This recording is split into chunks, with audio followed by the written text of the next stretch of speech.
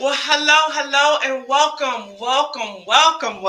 My goodness, I am super excited that you are here today, right? My name is Dr. Anana Pfeiffer Darrell, Dr. Anana, and I have the honor and the privilege, right, to welcome you to a Blessed Girls Global event today.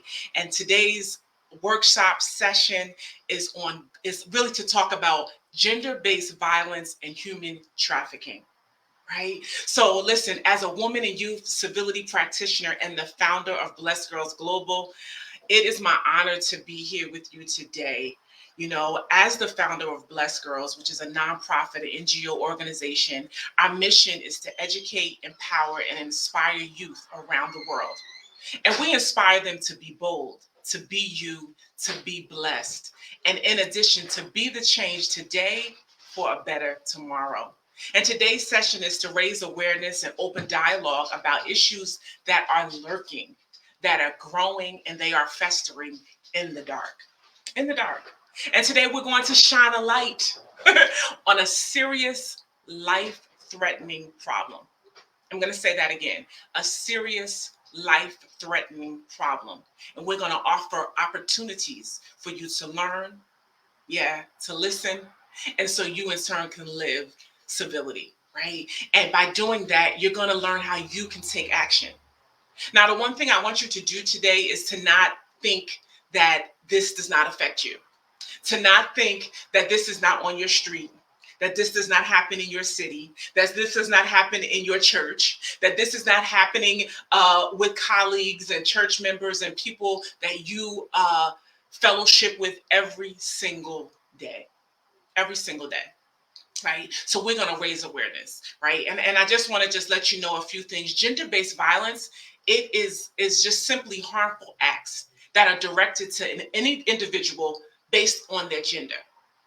And it's rooted in inequality. And this is one thing that we are passionate about, is to really like turn the tables on inequality, right? And it's always a harmful, abusive act of power, right? Or of oppression. And so the UN reports that gender-based violence is a serious violation of human rights and a threatening health and protection issue. Now get this, it estimates that women, one in three women. Okay, so that means that out of the three people that you know, the three people that you can just pick up your phone right now that you text, the women that you text this over the past week, one in three of them are affected by gender-based violence. One in three. That's real. That's real, right? And we understand that as we consider the pandemic, post-pandemic, and the crisis that we have experienced all around the world, that gender-based violence has certainly significantly increased, right? And the research is just starting to be done in regards to how women and girls are affected around the world. So listen, Blessed Girls is committed to promoting gender equality, human rights, and providing girls the tools and the resources to live a blessed life. Now, our objective today is to provide ways for you to identify the risk factors, to hear and learn from survivors and supporters. And we also want to offer you ways that you can make a difference for your family, for your community, and for all those that are close and near and dear to you. So I ask you today, I ask you to be present. I ask you to come in. As you come and you join the broadcast, I want you to let us know, first of all, where you're tuning in from, right? Because we know that this is not just a United States, a Northeast, a North America issue. We know that this is happening all around the globe. So as you come in, let us know where you're chiming in from, right? We want you to share the broadcast because one in three, remember the numbers, one in three are affected. Okay, so we want you to share because you don't know who the third person is. You don't know who that may be. So let's share this broadcast today, right? And listen, I'm grateful for it's not just me. I have some incredible women today that are here to start the conversation, to have open dialogue, as you know, real talk, and offer real solutions. So I am grateful for the women that are with me today, that are joining, that say yes, they are going to help forge this forward. And so I want to bring up my amazing, I want to say co-facilitators, if you will, today. And first, I'm going to bring up, there she is. There she is. Hello, Bonnie Allen Nadella. How are you today? Hello. Do you want me to introduce myself? Okay, Yes, so I'm please. Bonnie Allen Nadella. I am the founder of Ladies in Waiting International Wives, and WIVES is an acronym for Women in Victory Over Emotional Suffering. And today I'm going to be talking to you about something very near and dear to my heart, and that's gender-based violence. And I just want to say that, as Dr. Anana pointed out, it's usually quiet. So we're going to bring sound to some silent screams and visibility to invisible scars. So that's our mission in our organization. So GBV, gender-based violence, is all sometimes used interchangeably with domestic violence and violence against women. But there are some important distinctions. One of which is that it doesn't matter if you're male, female, presenting or not presenting, everyone is affected by it because it transverses all genders. And the violence is often hidden under the uns. I call them the three uns: the unseen, the untreated, and the unchecked. And because this is a violence that goes across genders, a lot of time, if it's a male that's involved or someone who is not presenting, they don't even come forward to let us know that it's happening. So there are different types of violence that has to be addressed when we're dealing with gender-based violence. That is not necessarily something that we have to look at when it's domestic violence. It's more domestic violence is more of an intimate partnership violence. Gender-based violence can come from anyone, from anywhere, from any denomination. If you're in a church, it could come from any person in your neighborhood who doesn't like the way that you live. It can come from anywhere. So this is a very difficult subject, and it is very expensive. It's expensive because there is psychological counseling that has to be done. There are untreated people out there who are being abused that stay home from work. They're losing thousands of dollars. They can't even go to work because they've been violated by someone, and they won't report it sometimes because it can be a very personal situation, very embarrassing, and they may not come forward with it. So a lot of times in our Western world, our views, the way that we see gender, the things that we accept and the things that we don't accept, does not transverse across other cultures. And so then we have that dynamic to deal with, because other cultures may not be okay with what we say is okay. And so when that happens, we have people living in this country who are experiencing things that, if we intervene the wrong way, can cause more harm and can cause even more dangerous situations for the person involved. So there's a lot of education needed. One of the ways that you can help is to get educated on what the laws are. Get educated on how to approach someone if you are a bystander. Get educated about what some of these issues are where the hatred comes in and is involved. We are civility minded, and so we know that the golden rule is for everything. If we do unto others as we would have them do unto us, we would be awesome. In the Bible, there's 631. I said this the other day, and I was just like, oh, this is amazing. 631 laws, but they were summed up in two, and one of which is love your neighbor as you love yourself. So this is a societal issue that has to be dealt with on so many different levels. And so it's a lot more involved to it. More than 1 in 3, as Dr. Anana said, have experienced violence at the hands of a partner or family member. But the GBVs are being attacked, hurt, called out, made to suffer in ways that go unreported. So the psychological counseling alone is a huge undertaking to help someone to get through that understanding as to why they're hated, why someone would not want to love them as they love themselves. So it totals in trillions of dollars, okay, every year for people just recovering from the abuse and the effects of this type of violence. And so while GBV is universal and it goes across all all gender levels, women always are disproportionately affected.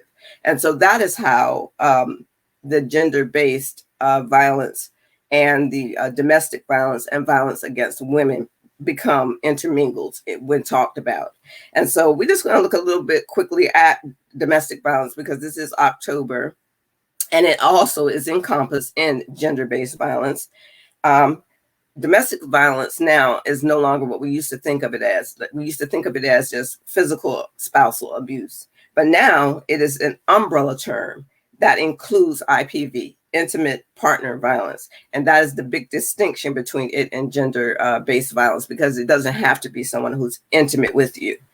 Okay, so IPV is what we start calling it now, the intimate partner violence that is very involved in the domestic violence, and also family violence. And family violence just means that there are people who are violent to you in your family that are not intimate with you. So it could be a cousin, an aunt, uncles, brothers, sisters, someone who's taking care of an elderly person. And then we can get into elderly violence with that. So the crux of most of these types of abuses is coercive and abusive behavior. And to be coercive is to relate to or use force or threats, violation of the free will of an individual to induce a desired result. So almost like a bully on steroids. Abuse is the misuse of the improper use of someone or something, mistreatment. So this is intimate behavior, being misusing someone who's very intimate to you. And so it's the same thing as gender-based when it's a woman involved, but this gender-based violence can happen to anyone. Okay, so I just want to point out some of the things that we see in domestic violence played out in movies like Sleeping with the Enemy or Enough. Those may seem like very extreme ways of showing it, but if you look at Sleeping with the Enemy, the person in that movie, all right, was afraid of water. So what happened? The husband put her in a structure, a beautiful home, windows all around, fabulous, way up on a mountain and surrounded by water. So that can give you an idea of what coercive and abusive behavior is. So then she was terrified and couldn't go anywhere, and it was a way of controlling. So a lot of this has to do with control. And so I thought of the rhyme, Peter, Peter, pumpkin eater, had a wife and couldn't keep her, put her in a pumpkin shell, and there he kept her very, very well. Who wants to be in a pumpkin shell? Really? Okay, so this is the way that someone can control you, though. They put you in a position. So just kind of look at that as a metaphor. They put you in a position where you cannot function, where you cannot escape, and cause you to be in great fear. And Enough, of course, that ended very badly. Of course, with her running away, having to forego her identity, try to hide away from this person, and they continue to pursue her.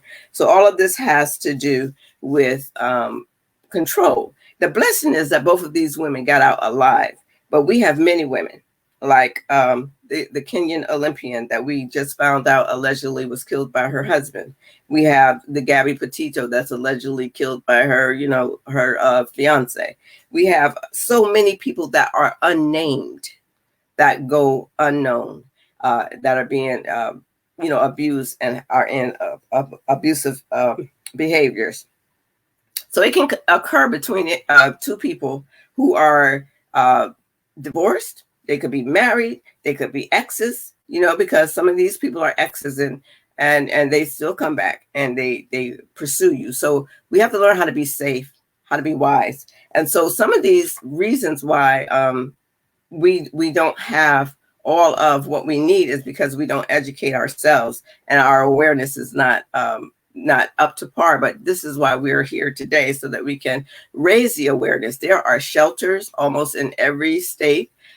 We have been highlighting some of those shelters this month of October, because they have the resources you need. They have training so that you can find out what you need to do if you think someone is in an abusive situation, if you think someone is in a gender-based violent situation.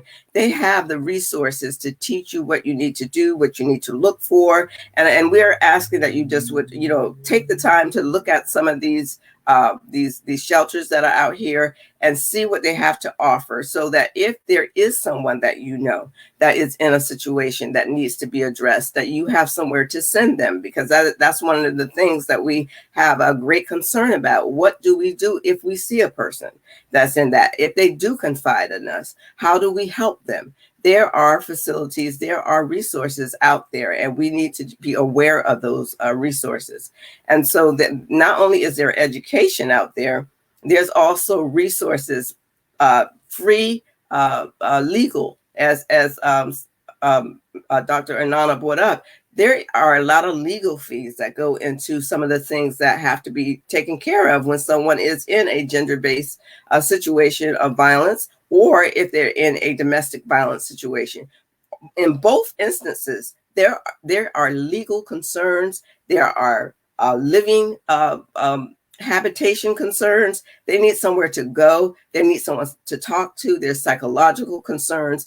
All of these types of things are offered at many of the shelters across America. And so one of the ways that you can help, one of the great ways that you can help, is to support these shelters that are out here. If you're not available to open your door, find a door that's open in your state. There are shelters and help in every state that are willing and have the resources. They have the resources. They're willing to do a lot of free things. So that is really one of the things that we want to stress. The other thing is, if you see someone, as we saw with Gabby Petito, rest in peace, and I'm just saying her name only because that's being shown at this moment on television. Someone did go to the police. They called the police and they reported what they saw. Unfortunately, things didn't roll out the way we want them to, but that is one of the things you need to do. If you see something, you call for help. Do not put yourself in danger. And one of the things that we also want to stress is that praying, being a listening ear, those are helpful things. Those are helpful things. Being there in case the person needs to talk to you. If you see something, drop a card. Here you go. Just keep that in your purse. And it can be a card to a shelter. It could be a card to somewhere where they can get help if they are in imminent danger. If you hear someone yelling and screaming and on the top of their lungs in their house, and you don't know if there's what's going on, drop a 911 call. It's okay to have a wellness check. It could be just a wellness check. A lot of times, some of these people can walk around outside, with the police, have a discussion, and I know that we have, had a lot of problems with the police department, where people of color are concerned. But we do have to understand that now that has become something that is being looked at, and we are part of the advocacies that are trying to make sure that there's somebody there in the police department that can address mental issues, because a lot of times people are having mental breaks. They are, if it's a hate crime, that's a whole different, dynamic, and that would fall into the gender-based violence. That has to be addressed as well. We can't allow it to just go on. And so, as Dr. Anana said, 1 in 3, the third person could be your neighbor. It can be the person sitting beside you in your cubicle at work. It could be a person that's in your pew at church, because I sat in the pew and nobody was there for me, when I was in a situation, because I was quiet about it. I wanted to hide it. All of the things that we do when we're in these types of relationships because of different syndromes. There's battered wife syndromes that go on. There are all kinds of psychological things that are attached to someone beating down your self-esteem and making you feel less than, because it's a intimate setting. When it is domestic, it's an intimate setting. So you're in a very small space with someone that you trust and love. And when they are, not being kind to you and they are being abusive to you, that bleeds into every part of your life. And you are not trying to expose them because you don't want to abuse them. You don't want bad things to happen to them. So you're always trying to find ways to help them. And so this flows across. So we have to be very careful with that and how we approach people, how we help them, making sure that we don't make them responsible for the abuse, because they are not responsible for the abuse. Abuse is not because of the person being abused. Abuse is because someone wants to control. Remember, coerciveness and abusiveness. They want to control you, the pumpkin eater, putting you in a space, isolating you so that you are not able to get the help that you need from others, so that they can keep you very well in their opinion, but not in yours. So these are things that we have to keep in mind. So in the United States alone, 1 in 4 women, of course, experience the abuse from their intimate partners. But the unfortunate part is that out of the 40% of women that are that may get murdered, their murderers do not come to justice. And so that is a staggering number, and it's upsetting. And not only that, gender-based violence does not always come to justice either, because we are still navigating the waters of how to deal with that. And it is so, it's very easy to, hide around and not disclose what's really going on. So we have to be there for people. We see something, say something, just like they say for everything else. Absolutely. If you see someone who is a gender, expressive person that may not even be, expressing yet, and someone is constantly bothering them, just keep your ears and eyes open. Again, if you can find cards, I say everybody should have a card in their purse, for a shelter from their state, a card in their purse with other things like somewhere where you can go for immediate health help, those types of things. And every shelter has some sort of outreach department that has all of that information. And we should all have that in our purse, just so that we can drop it on somebody's desk, hand it to somebody, at church, whatever, where you think that there is something. But be there for each other. We need to be here for each other. We need to look out for each other. We have a neighborhood watch. Well, now we need to have people watch. We need to be watching out for our people, because, these things are happening rapidly and on a large scale, very large scale. And we have been quiet. And I was raised to be quiet. When it comes to intimate relationships, we were taught, what happens in your house stays in your house. You be quiet. If you want to keep your marriage together, you don't tell everybody your business. Absolutely. I agree with that, until it becomes abusive, at which time you cannot stay silent, because when you stay silent where abuse is, that just helps it to grow. Okay. Abuse to the abuser that's quiet means that, okay, I got this. I can continue. So you don't want to do that. You have to shed light in that dark place. You have to let the air in on that dark place, because you may be able to arrest that behavior and may even be able to bring that person to a different place, because it's all about healing. We want people to heal. So, who knows? Maybe you can get that person in counseling and they can move on. Whatever past that and may not repeat that behavior. I've heard plenty of stories where people are now, they used to be abusive to, they used to be gender-based violence folks. They used to be domestic violence people. They used to, abuse people. But now their lives have changed, turned around. So you never know what can be done just by your acknowledging that you see it, just that you acknowledging that you understand something is going on and giving a card, because that might be the only thing that person needs, is to know that somebody sees them. Because one of the things with gender-based violence and domestic abuse is that you are invisible. The person makes you feel like nobody cares about you and nobody sees you, but we see you. Okay, you are not forgotten.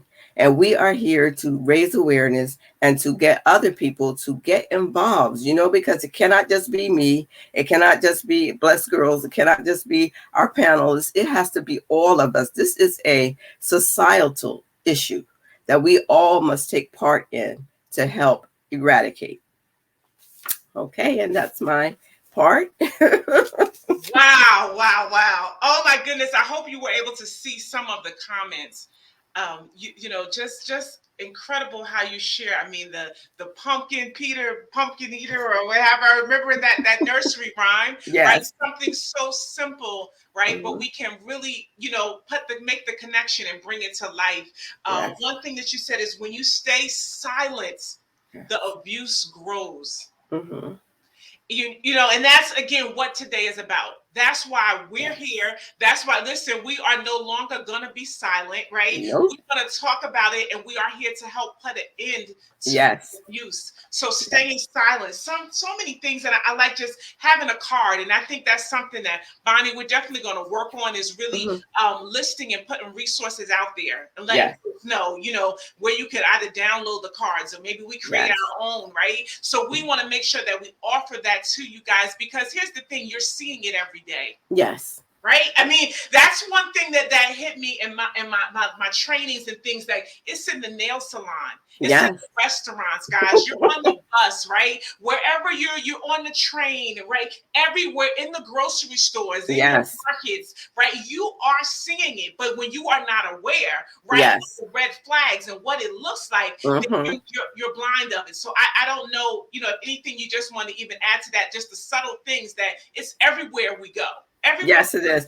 And sometimes I was very good at this. So I'm going to say one of the things is, when you ask somebody how are they doing, and they really cleverly turn it to how you're doing, and they make sure that you're the one that's doing all the talking, and they seem like they're talking because they're saying things like, oh, that's wonderful. Yeah, I'm doing that too. But they're never giving you any of who they are or what's really going on with them.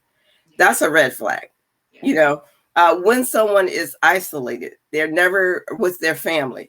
Their family is away. This one's away. They have no friends. That's a red flag. When a person, the only thing that, they live at work because they dread going home. Work was my safe place. It had a police officer outside. Nobody could get in unless they had a badge. So it was the safest place I felt. I didn't have to worry about any intrusion, or anything happening, kicking off at my job. I didn't have, and it was a place where I could actually be myself. I had it decorated. My house wasn't decorated, but my workplace was reflective of who I really felt like I was. And so people used to say to me, oh my God, your office is so nice. Yeah, because I was actually living with my true self in the office, So things like that, people being, one of the things really shocked me is that people who knew me when I was going through the situation, and then saw me later, said, oh my God, you talk, you laugh. Oh, I thought you were so quiet. I'm thinking, me? You thought I was quiet? I'm not quiet, but they thought I was like this timid, quiet, laid back person, because your personality is stifled, and you're not able to be who you are. So those are some of the things you look at a change of behavior. Somebody that you knew who was very outgoing is now very subdued and laid back, and they are kind of are timid, but it's because you become used to being aware of that person all the time, and you're always on eggshells. You're always walking on eggshells. A person that does not ever share their opinion, they feel like nothing that they have to say, they have nothing to offer. Those are all red flags. All red flags that we can look at and we can say, okay, well, I'm just going to befriend her. I'm just going to help, just see, what's going on. And if I feel that there's something going on, I pray about it, but right now I can feel it. I can feel when someone is going through something, I know. And so I just will have a card, I scribble down something on my card, and I'll give it to them and say, give me a call sometime, Now that's all you need to do. Give me a call sometime. And when they call you, now you got some stuff to share with them, because you have all the resources at your house. So you called me. Oh, that's so great. And then you can kind of get them to break the ice. So I love it. Those are some of the ways. Yeah, this is just great conversation, and it's right on point. Some of the steps that I had learned, that the first one is to make time for them. It's like you said, okay, let's just talk, let's just go out for coffee, for tea. And a lot of times we're so busy, doing everything, for ourselves and what have you, but just to be in that and then start the conversation. I'm worried about you. Yes. You know what I mean? I'm concerned. And it's on me. Like, I'm the one, like, I'm worried about you, Yes. So those were some of the things that, or I've noticed this about you, right? Yes. And then the other thing was to listen without judgment. Yes. Right? So guys, if you're hearing some of this, put those in the comments, like, without judgment, like, no judging. Why are you doing it? What? He doing that to you? She doing that to you? No. Listen without judgment. Listen to the story, right? And so, like you said, learn the warning signs. It's not just always physical, black eyes, busted lips, things like that, but low self-esteem, right? Being over apologetic, being meek, being sunken in, like, what's going on, right? Yes. So, guys, we all know we see these things, like, but now tuning in to see what's going on. So this is really it. And believing the victim, because a lot of times we think nobody's going to believe us. Nobody, they think on the outside we look so good, right? This family cannot be, right? Yes. So believe the victim, right? Yes. And validate their feelings. Yes, go ahead. Yes. And a lot of times the abuser is very outgoing, very charismatic, and nobody would ever believe that they were doing any such thing that you're saying. So you just keep it to yourself, and they're more needed than you are. They've made that clear. People need me. Nobody needs you. So you're like, you don't want to take away those people's resource in that person. So you just kind of like fade into the background, So one other thing I want to say, and then I'm going to be done. I wanted to say that the young Olympian, and I wish I had her name, that was killed by her husband. One of her teammates had written something that I thought was so phenomenal. She said, don't ask her what happened. Don't say, why did she stay with him? He's in jail. Ask him. And I thought that was, drop the mic. Indeed. Because we're looking for the explanation and the whys, right, from the victim. From the victim, right. Yeah, It should be, right. I'm not the one doing it. Yeah, exactly. So yeah. No, this is good. I thank you again for sharing and giving us some great information. The comments, the response has been incredible. So thank you, Ellen, and is it Nathi? Thank you for being there, Dr. Betty. I see you. So thank you guys for joining in on the conversation. Again, make sure you stay engaged with us, but share. Because again, 1 in 3, guys. 1 in 3. Onika, thank you guys. Angelique, I see you guys. So thank you for joining, but share. Yes. Because if it's not you, it's 1 in 3 on your friends list. Okay? That's right. 1 of the third is the one. So let's make sure that we share this content today, and we're going to keep this conversation going. So Bonnie, you'll be back. We're going to move on to our next facilitator there. She's all the way from South Africa, the Kingdom of Eswatini. We are super excited to have our South African region and Blessed Girl Ambassador. She is incredible. If you guys have not had the opportunity to meet her in the past, one of our events that we've had over the past year or so, I have the great honor of welcoming Folile. She is here. There she is. Hello. Welcome, thank you. It's great to be here. I'm doing good. What an awesome presentation from Bonnie. I thoroughly enjoyed it. It was so enlightening. And it's interesting to see the common themes between human trafficking and gender-based violence and intimate violence, and domestic violence. Yeah. It's Indeed, just awesome. indeed. Well, welcome. Now, listen, one of the next topics we're going to get into is human trafficking. And Yes. this one right here, I remember a training I did about 3 years ago, breaks my heart, right? I mean, this one right here, because again, this is on your corner, guys. This is on your block. This is on your street. It is absolutely happening, and it's all over the world. It crosses every continent. It crosses every ethnicity, culture, right? So no one is exempt from this. No one is exempt. And what I wanted to do, if I can, real quick, I wanted to just to show some images for Lily. This is your baby, but I mean, these are some of the things that literally, let me see if I can do this. Let me see if I can share screen. I don't know how this looks. I hope this looks good when we do it. Okay, let's see if that's working. Where are we? Okay, can you guys see my screen? Can you see this? Yes, I can see Lily, it. can you see that? Right? Yes, I Like can see it. Yeah. this is a young girl that with a tattoo in her mouth, right? Of her abuser, of her controller, right? And so, and it's hidden because it's inside her lip.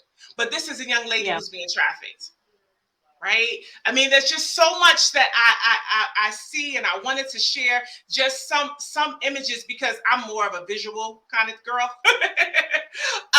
And so these statistics were actually from, I want to say, 5 years ago. So 5 years ago in the U.S., 300,000 girls were being sold for sex in America. In America, right? And look at the average age, guys, 12 to 14 years old. The typical age is 12 to 14 that they're being sold into prostitution. First time, a 12-year-old, right? And then look at this, 15 times a day. 15 times a day. There's only 24 hours in a day, right? A minor is being sold for sex.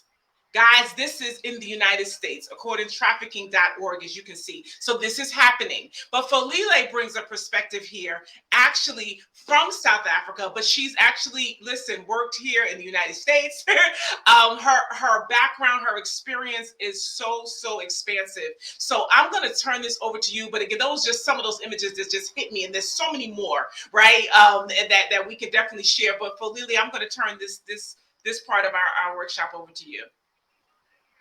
Okay, thank you so much, Dr. Anana, and for this wonderful conference, just highlighting on important issues that we are having in our society.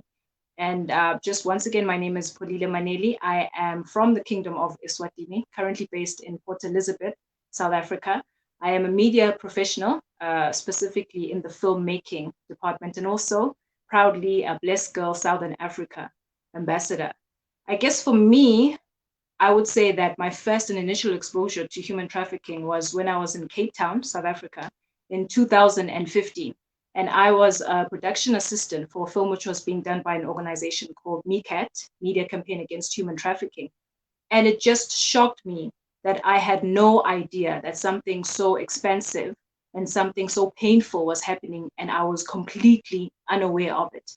So from there, the moment that I heard about it, I tried to educate myself as much as possible. Subsequently, in 2016, I moved to Port Elizabeth, South Africa, and joined an organization called Kaelo Polo. And basically what they did is every Friday evening, they would go to Central, which is an area in Port Elizabeth, and we would try and engage with the ladies that were there working as sex workers. And the reason for this is just trying to gain their trust, and then hopefully one day being able to work it up to a point where we could offer them skills training and try to find a way for them to get out of the situation that they were in. And that experience gave me a face-to-face representation, human stories of the so-called statistics that you read about. Because sometimes scrolling through Google and reading things, it's not as convincing. I was truly convicted when I saw the faces and I heard the stories of those young women that were out there and all the trauma that they had been facing. In 2017, with the help of an amazing cast and an amazing crew, we made the short film. It was called Blind. And what Blind did was actually highlight one of the strategies that traffickers use to lure young girls in. And that is the whole VIP status, VIP lifestyle imagery. And what they do for this is, usually we think that such things, they happen in dark, dingy corners. But no, they are actually also setting up situations where you would believe you're now rubbing shoulders with the who's who and not knowing that you're just about to be trafficked. And such that the same year in 2017, I was invited to the East Coast in New Jersey to share on using media as a tool for social advocacy. Of course, talking about how I had been doing projects based on human trafficking. In 2018, I went to the Midwest, which is Michigan, Indiana area in America. And there we shot a short film called Woke Up This Way. And Woke Up This Way was also highlighting another strategies that traffickers use, which is offering bogus job for instant fame. We know how social media sort of paints how easy it can be to land fame. You just need one person to approach you. Maybe you're at a mall or a restaurant or whatever the case may be. This one person approaches you and says, you've got so much potential to be in this film. You've got so much potential, to be on the front page of this magazine. Just come with me and we'll work out all the details later. And our youth not thinking that, hey, wait a minute, this might actually be a dangerous situation. They go along with it, and that's how they are also trafficked. So I believe a lot of the work that I like to do and focus on is on the prevention side, but also trying to get people to take a second look, because certain situations that can look ordinary, certain situations that can look harmless, there's actually something beneath the surface that's more sinister that is happening. If I were to simply define what human trafficking is, I would say it's the unlawful act of recruitment, transporting, transfer, harboring, or receipt of people using methods such as threat, force, abduction, fraud, or coercion for the purpose of exploitation. So often you'll see when there's talks about human trafficking, people will use terms such as modern day slavery or trafficking in persons, also known as TIP. It's generally talking about the same thing. And the concept of having people being viewed as commodities, selling them for the benefit of others, it's not a new concept. I mean, we've seen it with historic events such as slavery. And those type of things, they tend to crop up when we as a society tolerate exploitation on any level. So we are okay with things such as free or cheap labor. I love the fact that Dr. Anana shared some statistics at the beginning about what is currently happening. Estimates held in 2016 said that there were around 40.3 million people who were victims of modern day slavery at any given time. And the trafficking industry is actually thought to be worth about 150 billion US dollars annually. That is across the globe. And what we see is, before, the ratio of women that were being trafficked was higher than the ratio of men, but that is increasing in modern times because now the demand for young boys, the demand for men is increasing as well. And it's very tough to get precise estimations, precise statistics concerning human trafficking, because not all that we know is all that there is. Not all cases of human trafficking are being reported, which is why we need, as much as possible, the involvement of society. As Bonnie said, when you see something, you say something to the relevant authorities or to organizations that you know in your area that are working with it, so that as much data can be collected and as much action can be taken towards combating things such as human trafficking. A question that I do get a lot is, who is at risk? Who can be at risk of getting trafficked? And my best answer to that is anybody. I remember when I was in Michigan and I had just given a presentation there about trafficking using statistics that were local and cases or incidents or scenarios that were local to that and specific to that area. And one of the farmers came and they said, oh, there's just no way this is happening in America. First of all, we've got extremely good border control measures, and we are very stringent when it comes to our import and export, meaning we know exactly what's leaving our country in containers. We know exactly what's being brought into our countries in containers. Maybe, he said, trafficking is happening in places like Africa, places like India, where the borders are sort of not monitored as much and they're bleeding into one another, or, you guys are not very mindful about what is leaving the country. And that's not the case at all. As Dr. Anana has shown, it's a huge issue everywhere. And we need to be as vigilant as possible. And I love when Bonnie was talking, she talked about intimate partner violence. On one occasion, when I was in Central, talking and engaging with the sex workers, I remember seeing a particular lady, and she was a bit older than the normal girls that we would encounter, because usually they were in their early 30s or they were teenagers. And she seemed, I'm sorry, they were in their early 20s and they were teenagers. And she seemed like she was in her late 30s and 40s. So I asked her, what are you doing here? And she started to talk to me. And she mentioned that she had a husband. And I said, well, what do you tell your husband you do when you leave in the early evening and you come back the next morning? And she said, my husband is actually the one that forced me into the situation.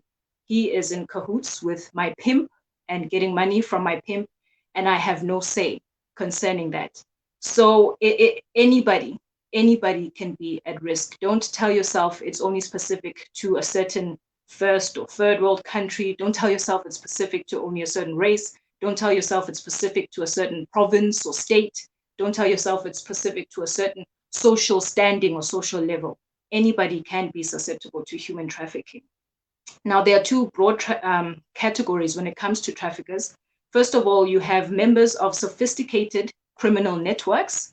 And then secondly, you have unsophisticated, small-time local criminals who are working in isolation. So they're not necessarily part of an elaborate crime syndicate. They've just trafficked for their own personal benefit and gain. And you have to realize that there's also instances where traffickers themselves have been previous victims of trafficking themselves. So you find that a girl can be trafficked into prostitution, and then she will go and recruit other girls from her community to get into prostitution with her. And she does that so that she can pay off the debts that she has with her madam or the debt that she has with her pimp. Another type of trafficker that is quite big, it's what they call lover boy or Romeo pimp. And something like this is the Taken. Bonnie also used film examples. I'll use one as well. In the film Taken, if you remember the two American girls that were traveling to a European country, I believe. And when they got there, they were approached by a very friendly, sort of attractive young man who started to chat them up and said, hey, why don't we share transportation to wherever you're going? I don't mind splitting the cost. And as they were traveling, when they got there, he started asking them questions. How long are you here for? Who are you here with? Where do you stay? Which apartment are you in? Give me the specific number. I want to pick you up for a party later. And they gave all this information thinking that it's a casual social thing and it's going to mean nothing. Whereas that person was taking the information to the people that would eventually kidnap the young girls.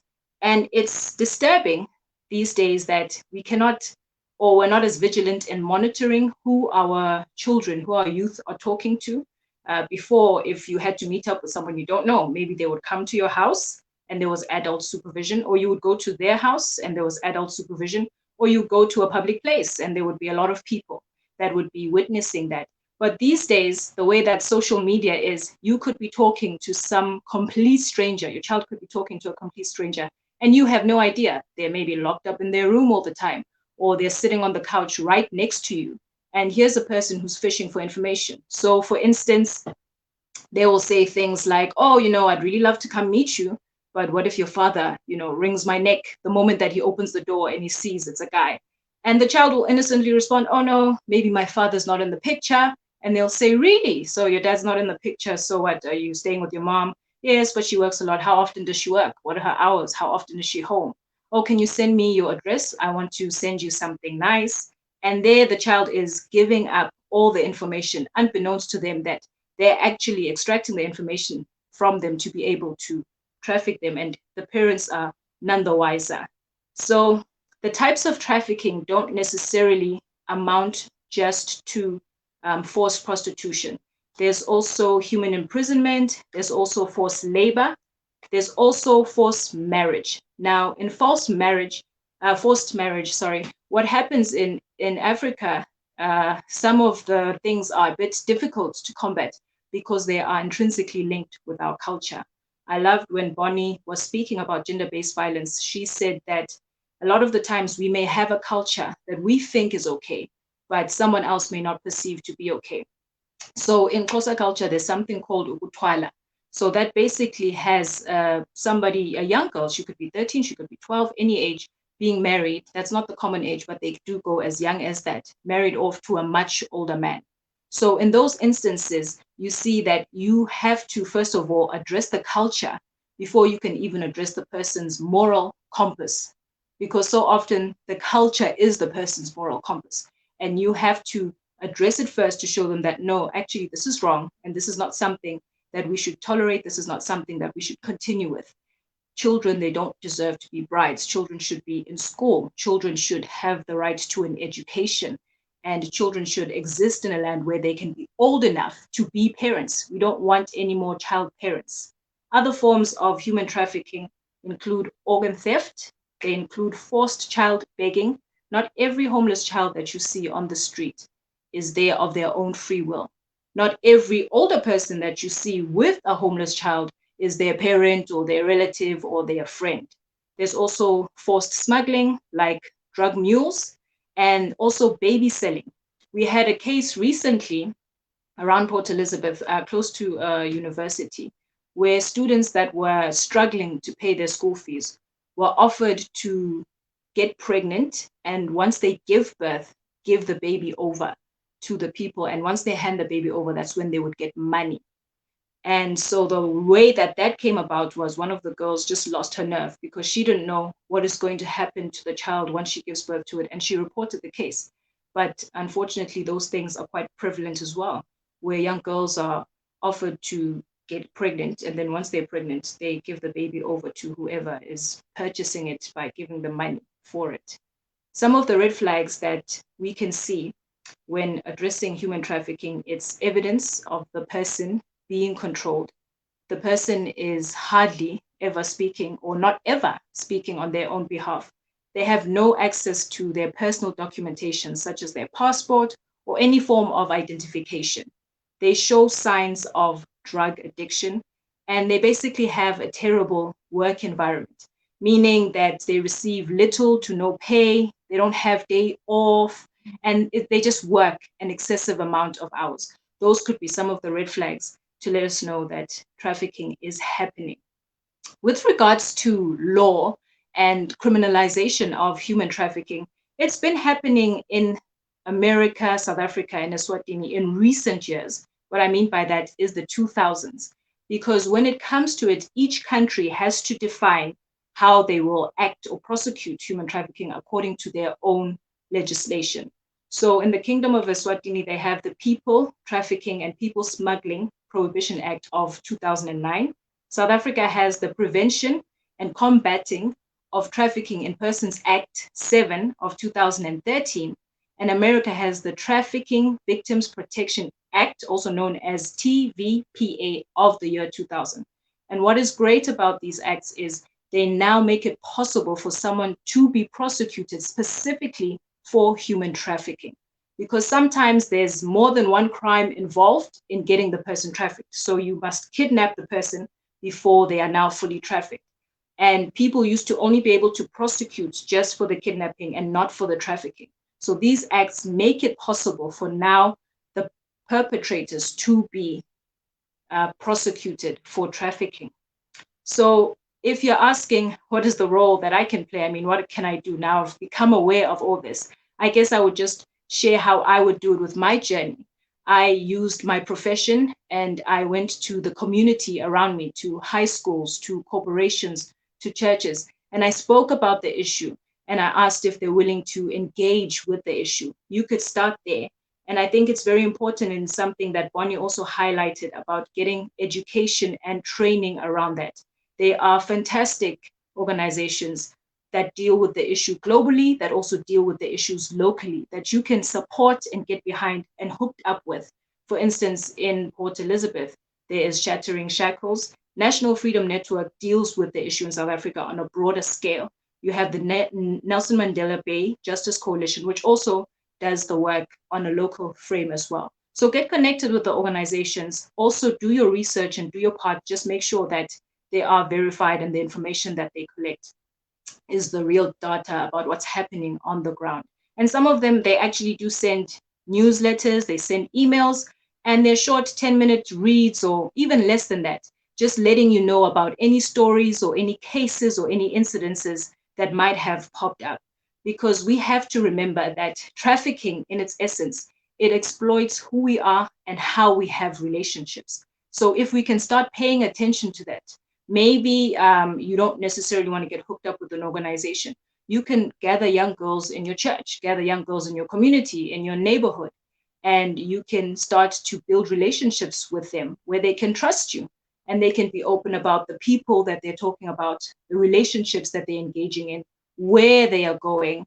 And all that information can actually help prevent the young girl from getting trafficked because she is being completely open with somebody about her whereabouts and about her relationships as well. So that's where I'd like to end my presentation. And if you'd like to get more information about the organization, I think you can email info@blessedgirls.com, and we will gladly share those organizations with you and the hotlines as well. Wow. Oh my goodness. Folile, I mean, listen, and I thought I knew a look. I knew like this much, but man, you have definitely raised my awareness to so much. I mean, this is incredible when you think about the organ theft. Wow. Forced child begging, baby selling. I don't know about you guys that are watching, right, and listening, but this is absolutely, and this is what I'm saying. This is everywhere. You're seeing it, but you don't know that you're seeing it, right? This is absolutely incredible. And you're talking about like the husbands being involved in it, right? The parents selling their daughters, their children. This is happening everywhere. I mean, I learned so much. And you talk about underneath the surface and how the recruitment happens. You dropped so much information. That's right. They're saying, listen, very, very enlightening. The presentation was helpful. This is good. And I thank you. And guys, and we're just scratching the surface, right? We're just we're just doing our little part. And that's the thing, how you ended it with that. You can do it too, right? For Lele, really her career, her professional is really media, right? And so, but she's saying, how can I use what I do, right? How can I use what I'm passionate about and make a difference in this area? And that's the thing, guys, you can too. You can too. It could be your book club. It could be your bingo club. It could be your, I don't know, right? Well, whatever, right? Listen, let's take this information and let's share it, right? Where you're having the gathering and the fellowship. And I love the part of working with the youth, like being that safe space for them. Is so important. Having that a relationship where they can go, because it may not be their parents, it may not be their grandparents, but it can just be you. That I mean, there's so many things. And again, talking about post-pandemic, where this era now, where these children have been in 18 months, 12 months, 6 months, right, in the house, on their phone, on social media, and just imagine the relationship and the things that have been developing and that's been lurking underneath the surface. It was just incredible. I don't know anything else you want to add to that, but this was awesome. Yeah, thank you so much, Dr. Anana. I think it's true. It's things that we need to talk about, and it's possible for everybody to play their part. We just need to work on our closest relationships, because that's essentially what traffickers are exploiting at the end of the day. I'll repeat that. They're exploiting our closest relationships. Key, so key, guys. I mean, I hope you are really getting this. I mean, for Lele, Bonnie already, and we're just halfway there. Listen, we're just halfway there, guys. So we're gonna move on. I thank you for hanging in with us, guys that are joining. If you haven't had the chance yet to tell us where you're watching, where you're listening in from, please let us know, because we know we have South Africa on the line. I think I see London is here. That's right. Play your part, Anika, right? Because we all can do that. And this is really it. I mean, even when you talk about Bonnie, like her profession is not necessarily this, but she's playing her part. And you watching today, you listening today, you're playing your part. You're playing your part just by learning, by listening, right? It's listen, right? Learn, and then we live civility. So today is just a piece of that, and we're going to keep this going for sure. So I'm excited. All right, I see Canada. That's right, Canada is here. All right, Mano is here. Onika is signing in from Arkansas. Come on, y'all. Like, this is it. And I love it. The one thing is about community, right? One of our 4 C's is community. Like, together, that's what it is. They lurk on the abusers, the pimps, all of this lurk on the disconnect, the isolation. But man, if we join together and get connected, we can save these babies, y'all. We can stop this. If y'all with me, like, this just gets me excited because we can do this together. It's the community that makes the difference, and we can stop this, guys. We can save lives, right? We can save viewers. We can stop the cycle of abuse around the world. So I'm excited about it. I'm excited about it. Listen, guys, let's move forward. We're going to move on. We got a panel. I told you, you're going to hear from supporters. You're going to hear from survivors. You're going to hear those that have boots on ground and they're working in this area. Guess what? We have some of them here today. So I'm grateful for Bonnie, for Lile. I'm going to have our 2 panelists. I'm going to let them introduce themselves. So listen, you hang tight. We're going to end with a bang today, right? We're going to end with a bang today, right? So what I want you to do is make sure you hit the share button, because we know 1 in 3, right? And then the male, we talk about our girls, so it's blessed girls. We love our women and our girls, but we know that men are becoming, the numbers against men abuse and human trafficking is on the increase, right? So make sure you do what you share this broadcast today, because next up, we have panelists from all over the world, right, that are going to come up. So I'm going to let them introduce you, and we're going to get into our panel discussion. So listen, first up, Chantel, you're here. Chantel from Shattering Shackles. She is here, and I'm going to let her introduce herself to you. Welcome, Chantel. Hi, everyone, and thank you for having me here. So I'm from Port Elizabeth as well, the same as Polile, in South Africa. And I've been involved in the fight against human trafficking for about 9 years now. And very passionate about it. I think my main focus is to disrupt any trafficking activity as much as I can, in whatever way that I can. But I think, it's not only about disrupting. I think, there's the prevention side and the combating side. So I think we have to create awareness as much as possible as well. So we try to do that as well. Yeah. Awesome. Well, we are happy to have you. We know that, listen, you're about 6 hours ahead, I think 5 or 6 hours ahead from me on the East Coast of North America. So we are excited that you can be here and share your perspective. Again, this is globally, right? It's not just in New Jersey. It's just not in New York. It's not just on the Northeast coast. We know that this is a global issue. So we're excited to have you here. So let me see. Next up, let's see. Hello. Hi. Teresa. How you doing? Great. Okay. So, well, my name is Teresa, and I have a organization called extrememeasure.org. Okay. That's XTREME, just in case anybody needs this. It's not with the EX, it's with the X. Okay. I combat abuse. I'm an advocate. I raise awareness, which I'm really going to be speaking more about today.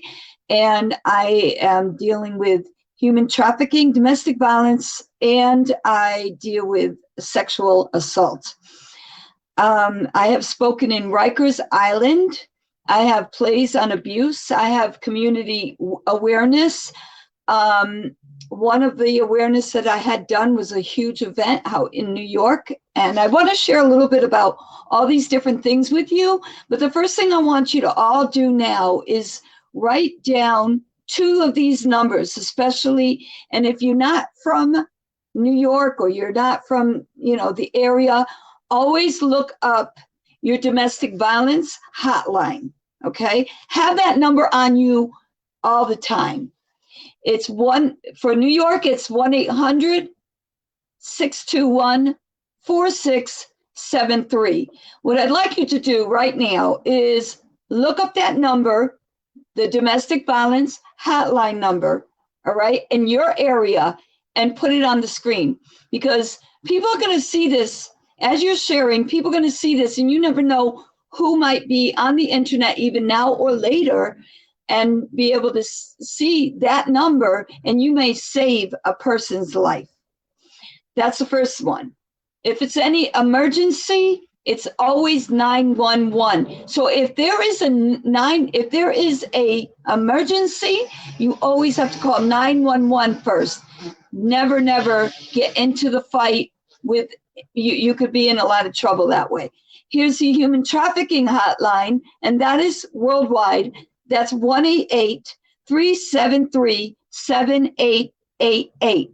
Now, if you look at this, right, they usually have stickers that, okay, I got to figure out, stickers that you can actually have to be able to give out to people.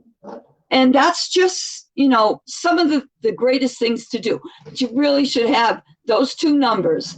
And everybody put on your chat, look it up on your Facebook or wherever you want to look, Google it, and just put it on. Just like I said, somebody might be looking at the chat and saying, you just saved my life, basically. So that's what I really want to speak about today, is how, as a person that's just normal person, wants to get involved to help.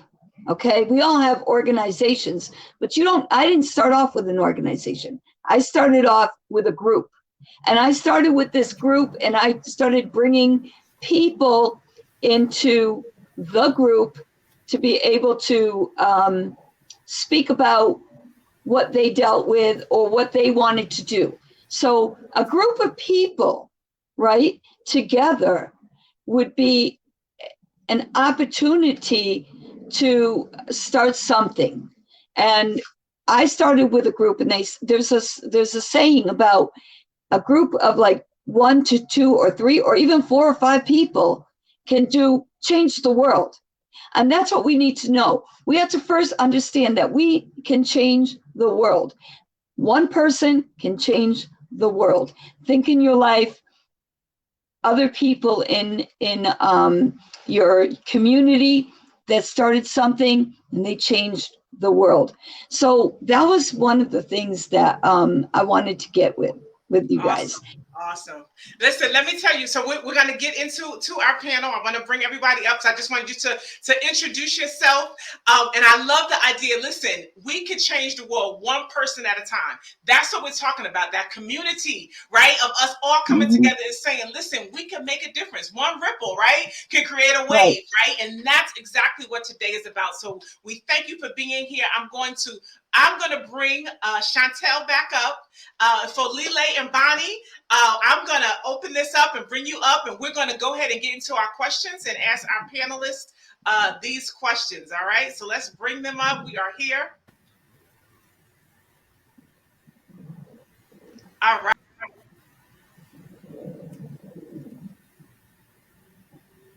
Okay, welcome again, everyone. And thank you so much for sharing about your passion and the difference the critical difference that you're making for gender-based violence and human trafficking. And so the first question that I would like to ask is, how can one spot cases? I know that we've already alluded to some of the red flags or some of the indicators, and it's not necessarily the shortest answer that we can give. But just to put it to the panel, especially in cases sometimes where someone appears to be living a normal life, like we cannot detect them, we think everything is fine, but they're just going through this pain. And how can we spot those cases? I'll start off with Bonnie. Okay, well, I kind of addressed a little bit of that before. A lot has to do with, the person's behavior. I think that they're usually a withdrawn behavior, a change in behavior, not being able to share, not being able to talk or about their lives or what's going on, being somewhat secretive all the time. I think that those are red flags that you can note and say, okay, something's going on here. And as Teresa pointed out, there are little things that you can, stickers that you can give, or things that you can put up on your Facebook or whatever to invite those people in. Because the thing that I noticed with the women I've worked with is that they're not willing to tell you what's going on.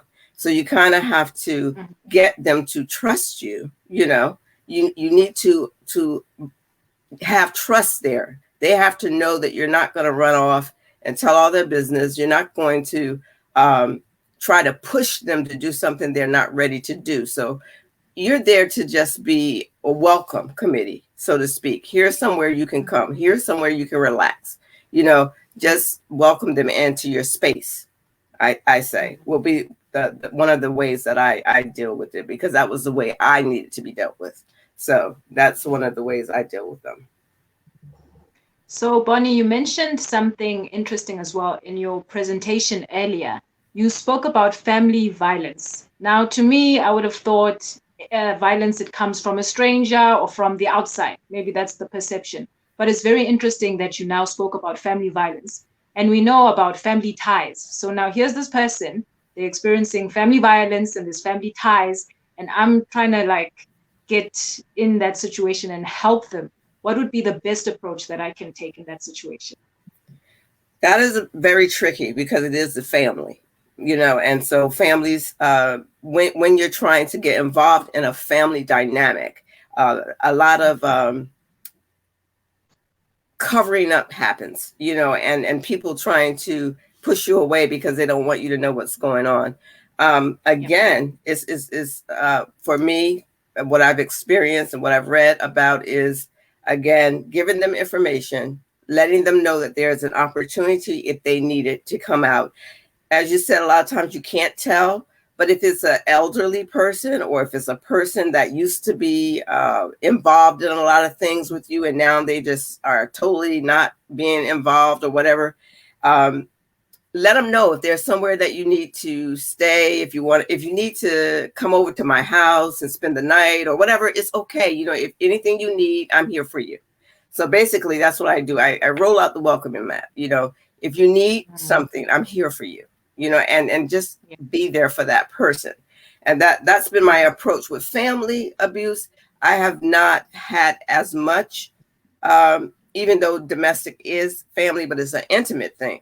It's different. But when it's a family member, like an aunt or an uncle, or say a recently I just saw on the news where in New Jersey, where I live, that there was a daughter that allegedly killed her mother or her father and her father's friend because she thought that he was gonna write her out of the will.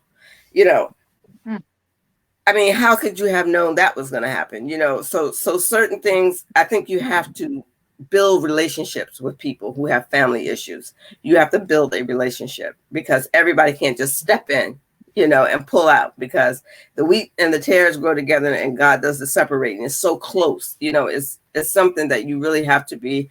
And, you know, everybody's not a Christian, but I have to be led of the Spirit about how to go in there because it's so delicate, you know.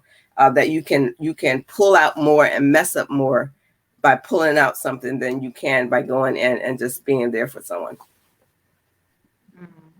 And I think that's really important. Thank you so much, Bonnie. That's really important.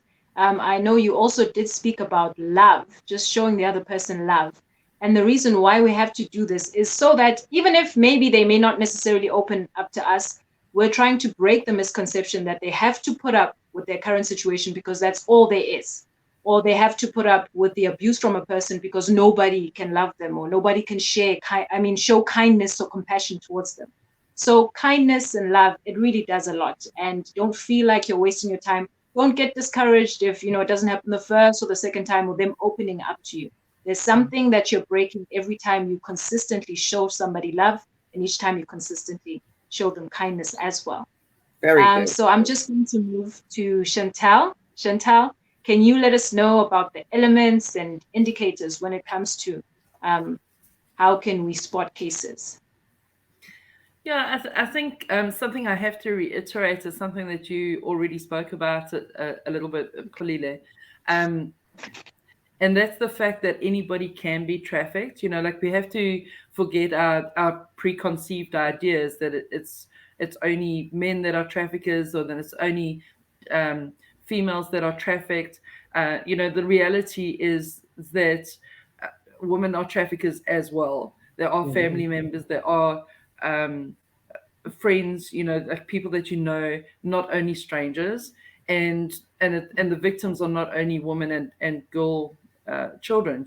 So, but beyond that, even the trafficking scenarios, I think we have to understand that it's not the, when you ask people, like, what is trafficking, there's this kind of idea that somebody's been abducted or kidnapped, and they're thrown into a container and sent across borders or overseas, to be sexually exploited. And the reality is that not every trafficking victim is sexually exploited, and not all victims are obtained in the same manner. So they may be obtained in a different way. And so when you're trying to spot cases, I think it's really important to understand the three elements that need to be present for you to recognize the more subtle cases of trafficking. Like, you might see somebody being, you could witness somebody being thrown in the trunk of a car, but you're not necessarily going to see somebody being deceived or manipulated, or in other ways. So I just want to touch on some of the elements that need to be present, and I'm speaking specifically from our South African Act. I know that we have one of the most comprehensive acts in the world. It's absolutely brilliant. In writing, enforcing is still needing some effort, but you can actually learn a lot from it. And so the three elements that are kind of summarized I've summarized from our act, are the act, the means, and the purpose. And it's obviously based on international law as well, so you'll see some of the similarities, but like I said, it's very comprehensive. So the act is the action that is taken, or the what happens. The means is how it happens, and then the purpose is why it happens. So what was the reason why somebody was trafficked? And if you understand this, and I want to encourage everybody, go and do your own research, go and look up the act, the means, and the purpose. Do your own research, become very familiar with these elements, because it'll put you in a better position to recognize trafficking. That not just the surface stuff, but the more complex issues that aren't as obvious as, like I said, the abductions and so on. So, for example, you've got the act. It lists in our act delivery, recruitment, transportation, transferring, harboring, selling, exchanging, leasing, and receiving.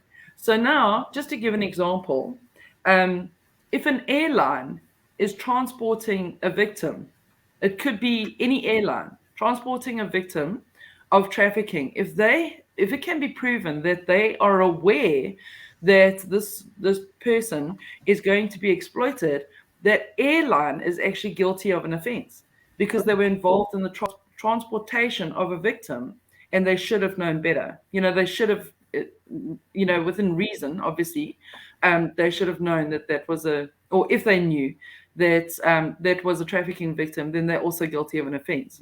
Wow. So and likewise, it's not always selling. We have this tendency to think that someone is being sold in every trafficking case, and it might not be. So somebody else might be driving a victim, but that person is guilty of an offense if it can be proven that victim is going to be exploited, and that person knew about it. And that's all they've done. They didn't abduct, they didn't coerce, they didn't do anything. All they did was transport somebody.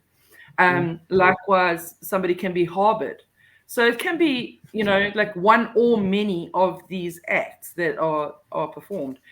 So somebody can be harbored purely for sexual exploitation, or for forced begging, or whatever the case is, and nobody's actually sold. There's no exchange of money, but it's for somebody's benefit.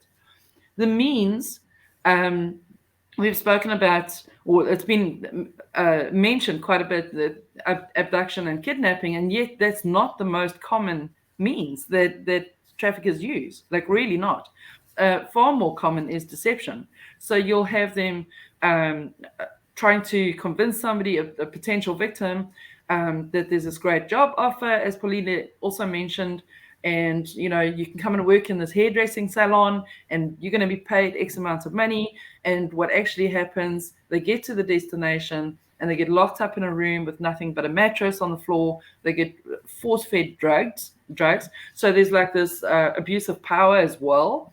And once they're broken and vulnerable, then they are exploited in whatever way. Okay, so you've got harm, threat of harm, force, threat of force, coercion, deception, abuse of vulnerability, abuse of power. Even it was briefly mentioned earlier, just giving or receiving of payments or benefits to a parent, so basically a purchase of a child. And then on the purpose side, again, we talk about sexual exploitation, we talk about forced labor, but there's so much more. There's, child labor, there's removal of body parts. Even with that, I know it was mentioned, but the removal of body parts is not only for an organ transplanting on the black market, but even for muti, for witchcraft rituals, where body parts are being sold to create muti, and then forced begging and forced marriage. And forced marriage is very prevalent in the Eastern Cape, the province that Pulile and I are in, and also in KwaZulu-Natal. Very prevalent with the rural areas. You see a lot of that. And then even domestic servitude, where people are trafficked to work in somebody's house. Now, that's a typical situation where you're not going to easily see it. You might see your neighbor from time to time, but it's not something that you're going to easily see. But if you're not aware that it happens, you definitely won't see it. So we need to be aware of somebody's working long hours, they're working 7 days a week, they're being exploited, they're not being paid. You never see them, they never come outside, so that sort of thing. Those are the things that we need to be very aware of. And then I just want to, if I may, Pulile, you mentioned earlier, you were asking about when cases, or when it's not so obvious, and their lives seem normal, like a person is living a seemingly normal life. I mean, just one case actually a couple of cases that I'm aware of. There have been cases where young children have been trafficked, and or they're being trafficked. They're being picked up from school. Somebody's fetching them from school. So to the school, it looks normal. They're just being collected. To their parents, it looks normal because they come home at the end of the day. But the reality is, somewhere between school and home, they're being taken to another place. And in that place, they're being sexually exploited, or they're being forced to beg for a certain amount of money. And if they don't reach that target, then they get beaten and raped and punished for not achieving the target, And in that case, nobody would know, unless you are able to read the behavioral signs and symptoms, as Bonnie was talking about as well. You're not going to pick up on that very easily. But the whole point is to break these preconceived ideas that it's always somebody being locked up. Like when you have this mental association with trafficking, that it's always abductions, chains, and cages and containers, or like cargo ships and stuff, you're going to miss everything else. The more subtle cases, we need to pay attention to those. Okay. Thank you so much, Chantal. I think, just to reiterate what you're saying, it's important that we have a second look. Something may seem normal, something may seem ordinary, nothing happening here. But if we sort of scrutinize the details, we can begin to say, hang on, there's something happening that's not quite right. And we can then take the steps from there. So now I'm going to move to Teresa and just ask the same question of, what are some of the signs that we can have with regards to cases? Okay, well, I do have a small story. I ran into a girl in Central Park with a Mexican guy. So just like everyone else was saying, awareness, be aware of your area, be aware of what's going on. Mexican guy and a Japanese girl, sorry, they're fighting, they're screaming at each other, and he ends up leaving her for a second. I'm sitting on a bench and I'm doing nothing but, just sitting there on the bench and listening to what's going on. And I'm like, oh God, I got to do something for this girl, because I'm the type of person that likes to jump into things. And she's all shaking, she's upset, she's fearful. So these are the things that you have to look at. Okay, so she felt fearful, she was anxious, she was not submissive, but she was more like, I got to get away from this guy. Now, if I never stepped in, who knows what could have happened to her. But something did happen to her prior to that. Okay, so I walked over to her and I'm like, are you okay? And she's like, and now she don't speak English. Okay, so she's telling me, she's feeling her body and everything. And I was like, okay, did he touch you? And she was like, yes. So you can talk in anybody's language, as long as you know how, to express yourself, basically. So then the guy came back and told her, come with me.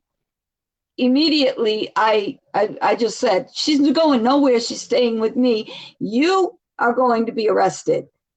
You got to get away from here, get away from her. And that's exactly what he did. He got away from her, and the cops came and they solved the whole situation. They found the guy, in a nice day in Central Park.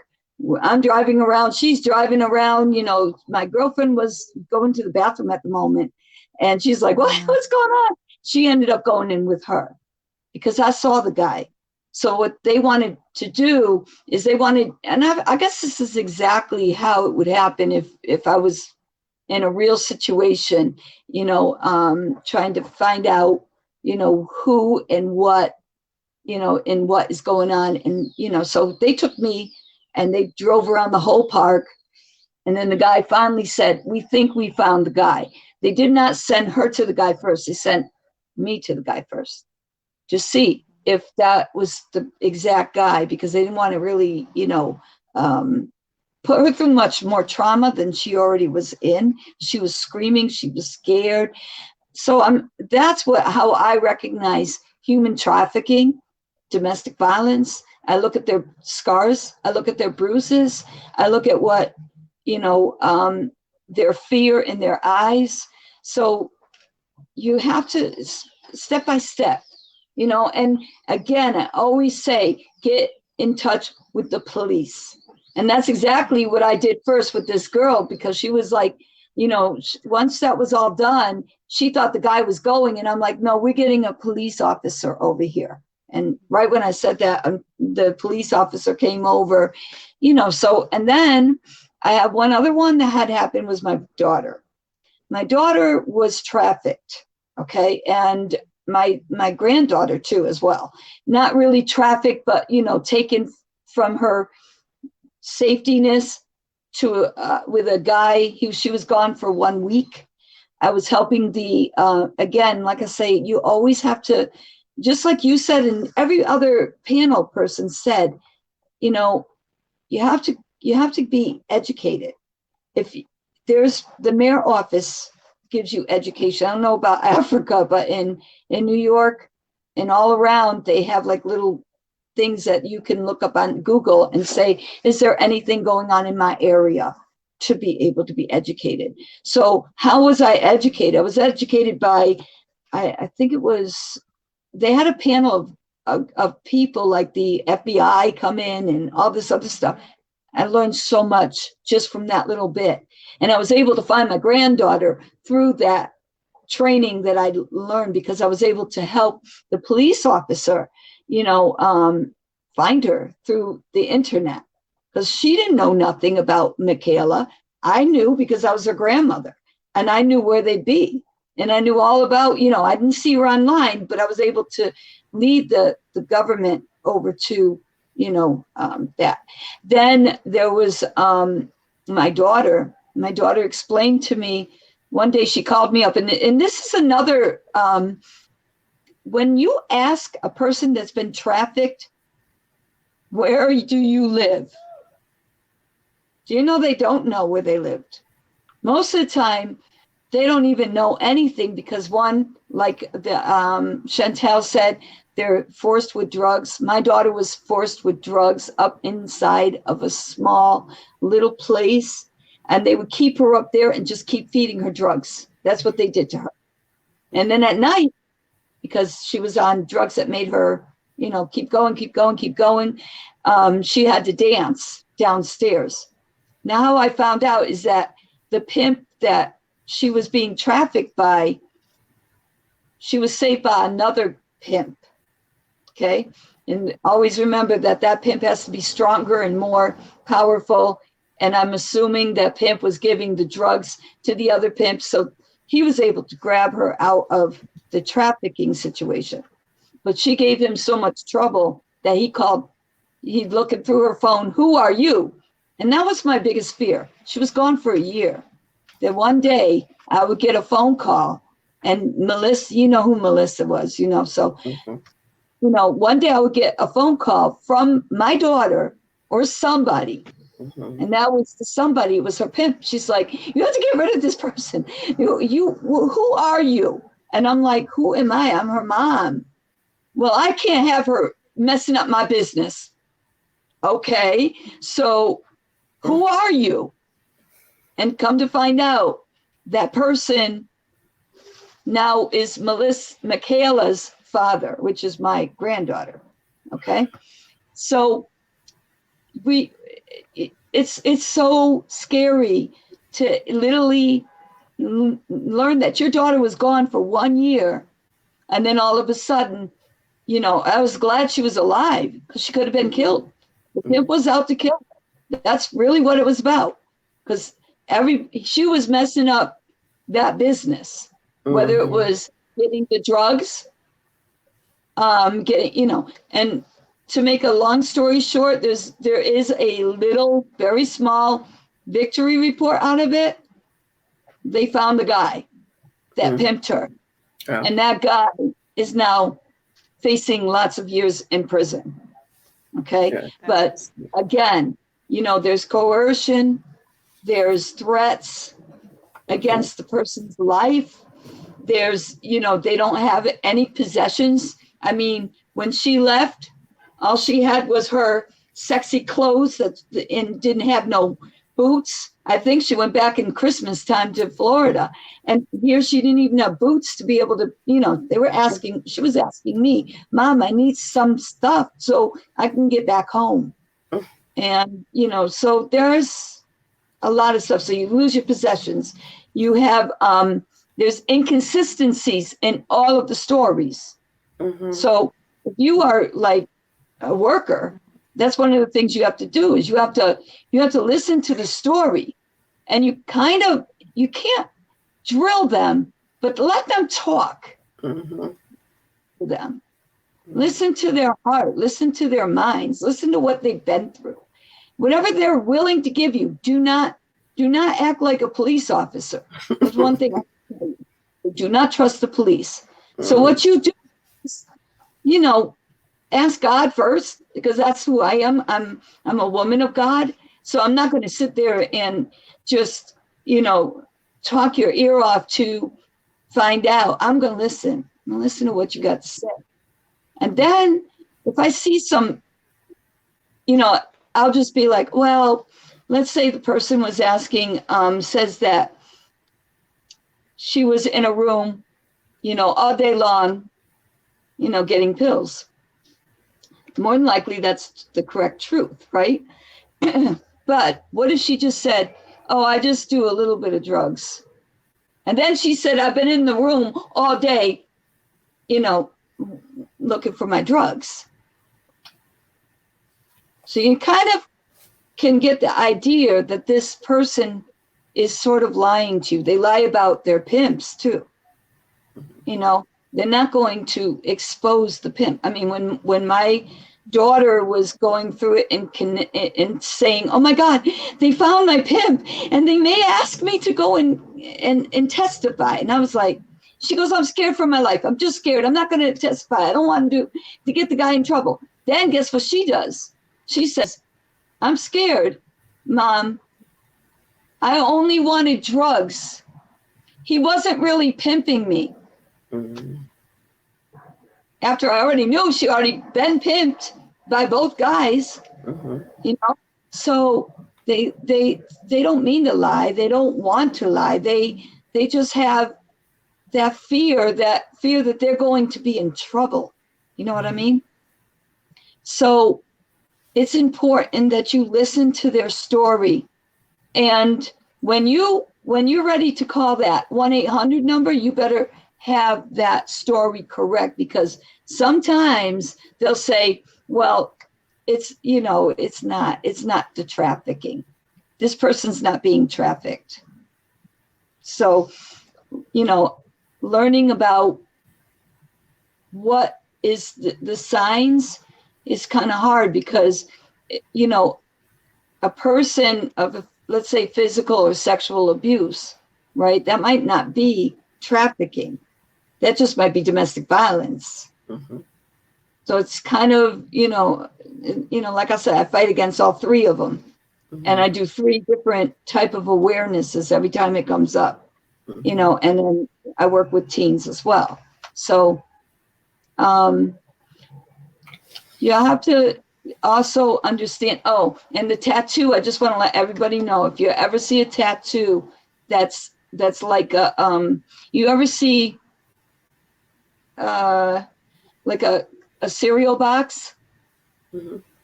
They have that little information in the back. Mm-hmm. Well, that's what you see a tattoo like that, you automatically should know that person's being trafficked. Wow. Or a name on the neck. Mm-hmm. So these are things that you learn in classes, Mm-hmm. Well, I think it's very important that everyone takes up a class. Mm-hmm. That's it. All right. Wow. For now. Whew.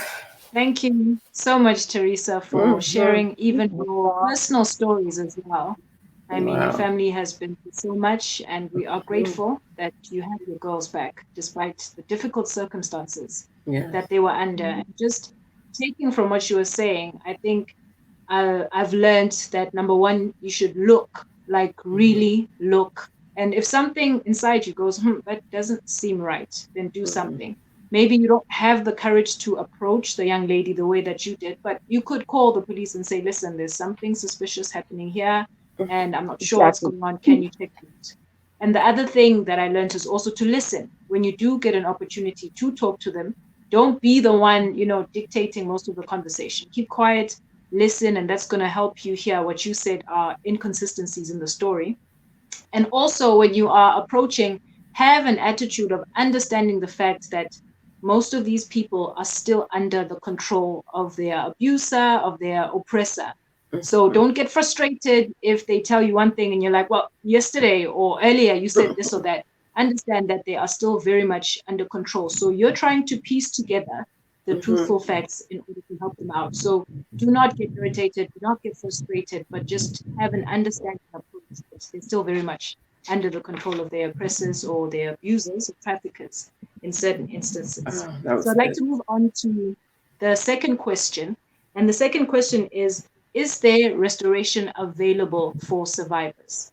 So I'm going to start with Bonnie. Also, just our attitude as well towards restoration as communities, in your perception. Is there restoration available? Are we as communities clued up on what it is to be restored as a survivor? Hey guys, can I just jump in real quick? There was a question. Yeah. I don't know if you saw. I think it was Manon in Canada, and she was just asking more about the tattoos and what does that mean, or what does that look like. So I just want to show real quick. I have an example. Let me just see if I can show it to you. I know she might have missed it, but the tattoos are a big thing. I mean, like, honestly. So I think, Teresa, I thank you for bringing that up. That tattooing and branding is so huge. It's done all the time. So of course, knowing that and seeing that. So I just wanted to show, if I can, let me just see if I can find it. I'm sorry about techie here. Can you guys see that? Yeah. Yes. Yeah. Yeah. So this was one that, it is just, to me, so this is branding, right? So you would never even know, but you're saying like in the back of the neck, the barcode, right? And this is another one, right? So you see these type of things, and these are perfect examples of what you'll see on girls that are trafficking, and they have pimps that they brand them. That's one of the first things that they do is make sure that they brand them and everybody know who they, belong to them. They belong to. Exactly. So I just wanted to take a moment to just show a visual for that, for one of the questions. So thank you. And I'll back away now. Okay, thank you so much for that, Dr. Anana. So, Bonnie, would you like me to repeat the question, or you've still got Yes. Yes, please. I was asking, is there restoration available for survivors in our communities? And also just what, in your perception, is the attitude, our attitude towards restoration? Okay, well, that's quite the question, because it depends on where this person is. Like there is restoration. Yes, I'll answer that. There is restoration, not everywhere. So you kind of have to know where to go to get the restoration, because there are churches that will restore you and will work with you and welcome you back into the fold, so to speak, because unfortunately, a lot of times when there's, this situation where the person has to leave and, the family dynamic is broken up, somebody loses out on that, that dynamic of their lives. And so you might have to find another place to go to get your restoration. So it depends in that respect where churches are concerned. Where corporations are concerned, they're doing a lot now for corporations. There's a lot of teachings and conferences and trainings that are given like on a monthly basis, so that we can help restore people who are in the work environment to help them get through that situation. Now, they don't expose people, but what they do is they educate you as to how to help your coworker or someone that you feel something is going, happening with, how to kind of shoulder with them so that they can get back up to speed in their work environment. So I think that's a huge thing. And there's also, again, the shelters that do offer all types of restorative resources to people. Some of them even have, like, if you ran out and you have nothing, they have clothing that they can give you, but not use, horrible looking clothes, but actual things you want to wear. They have clothes that they would give you. They will help you with finding a place for your children to go to daycare. They will help you with the financial part, because a lot of the restorative issues have to do with finances. When a woman has to leave the environment, a lot of times the man was making the money and she doesn't have any financial resources now. So yes, there are a lot of things out there now that women can actually get the help they need to get back on their feet and to find a job, if need be, and career advancements and all sorts of things. So yes, and our attitude about it, it depends. Some people feel, again, and what we're trying to help change this idea, some people feel it's the victim's fault. Oh, well, she should have been this, or she should have done that, or she should have done that, or he should have done this, or he should have done that. And that's unfortunate, because, in that instance, and a lot of times that happens even within families, when that happens, then you don't have that dynamic to help you. You don't have those people, your friends, or your family members to help you, because they feel like, oh, you should have known better. What is wrong with you, whatever. So yes and no with the restorative. Our attitudes have to change.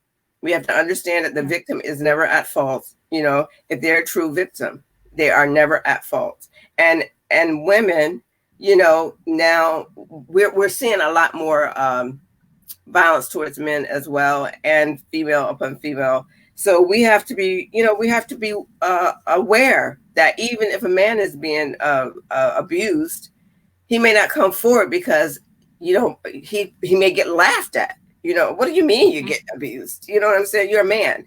So we have to change our idea altogether about a victimization of a person, no matter what their gender. So I think that we still have room for growth and restorative as far as people go. We have a ways to go with that. And I thank you so much, Bonnie, for raising that issue about our personal bad approaches and attitudes when it comes to gender-based violence. For instance, when you're talking about a man, they say, well, she's a tiny lady, she's a short lady, or how can you, men are more powerful than women, how can you get abused by women? Or if it's a woman's issue, they say, well, you should have seen what he was like before you got married, now you're married and you got yourself in that situation, so I don't know why you're crying to the rest of us. Or they say, well, maybe, it's the way she talks. She doesn't quite talk the right way, and he's always aggravated, so it's the talking that aggravates. So those are really bad attitudes towards gender-based violence. I think it should just be across the board that it's not okay. We're not condoning. Go it real quick. Yes. Recently, there was a police officer who killed her ex's new lover, and shot her ex. So the ex, as far as I know, has not died yet, but she did kill the ex's new lover. So that was an ex. So that person tried to vacate the situation, tried to move on with their lives, whatever, and still, they were pursued and killed. So, who do you blame in that situation? You can't, you cannot blame the victims for this happening. The person moved on. We can't blame victims, if they're true victims. And I say that if they're true victims for what you just said, because if it's a man being attacked by a woman, we don't view them as a victim. And we need to change that behavior. We don't view a man as a victim ever, really, if he's being attacked by a female. If he's attacked by another male and the male's bigger than he is, maybe. But if he's, it's laughable. People find it laughable. So we need to change our attitudes with that. Yes. Yeah, that is so true. So Chantal, could you please answer the question for us? Do you think that there is restoration available for survivors, and what's your take on our attitude towards it? I think a similar thing to what Bonnie said. Some are really doing an amazing job, at handling every aspect of restoration in trafficking cases as well. Others are trying, but not quite there. But to be honest with you, there's a lot of areas in South Africa that don't have any kind of safe house that deals with trafficking. And if there are safe houses, they're not necessarily accredited. According to our policies, South African policies, that they're supposed to be accredited safe houses that victims are taken to. And for a number of reasons, obviously to make sure that they are restored correctly, but also for their protection. And so one pro and one con in the same fact that they're not supposed to advertise where the safe houses are.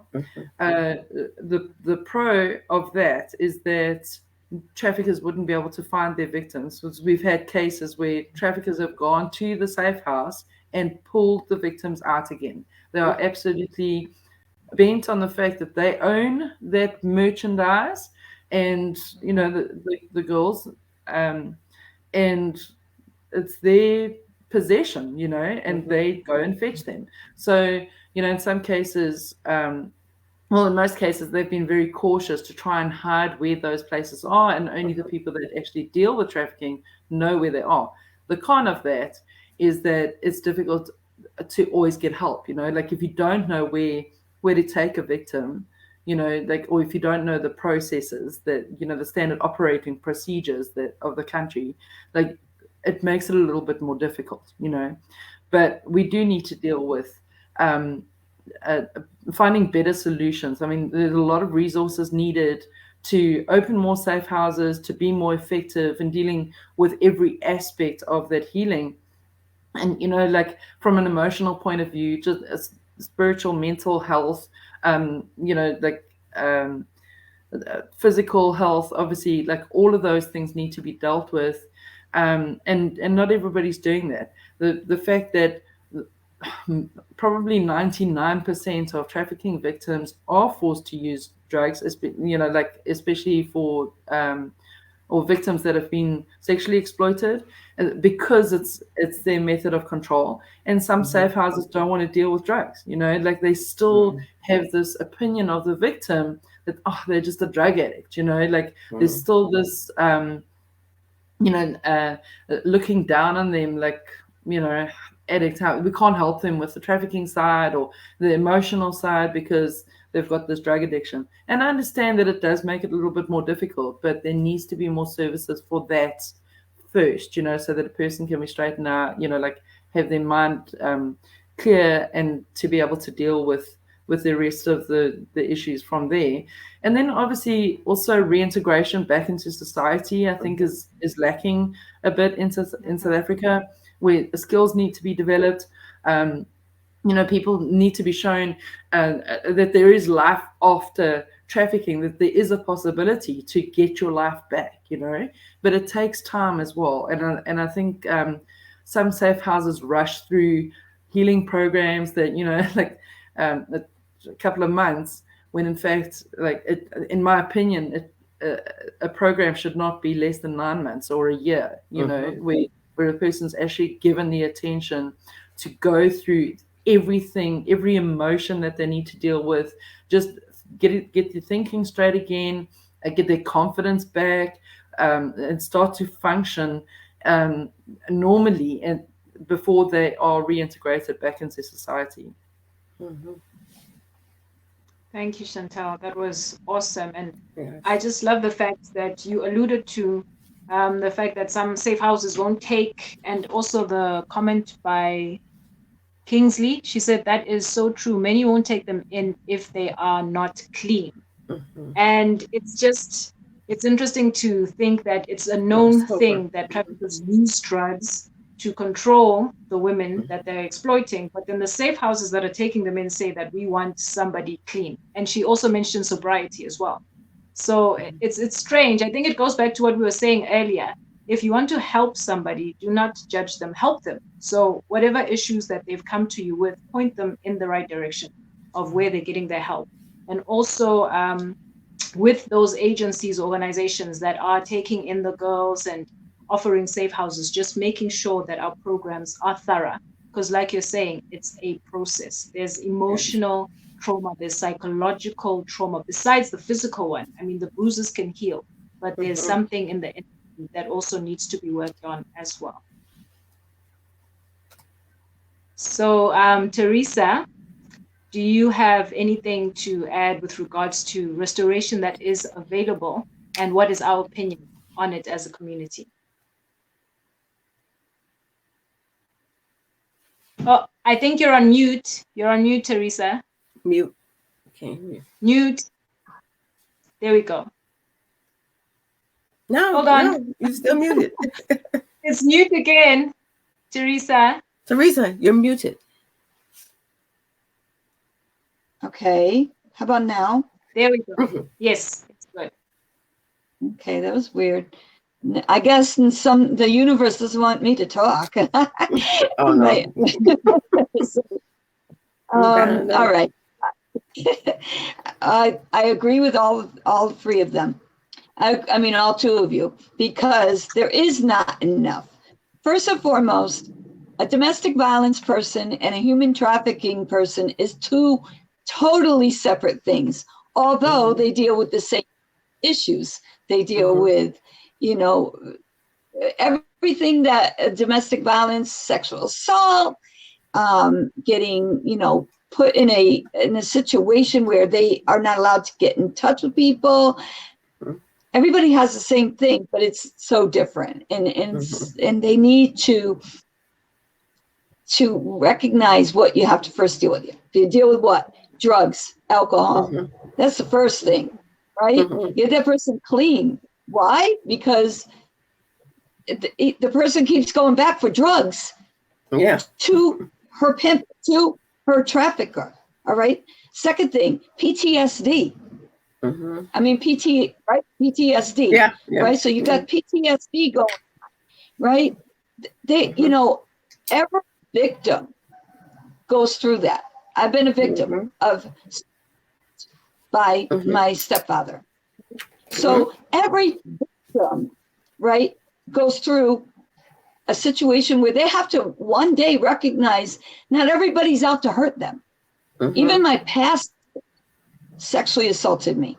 Okay. So he just like, I know why. I don't care anymore. I have to discuss those things because if you don't, people don't realize, oh, this didn't just happen to me. It's happened to others.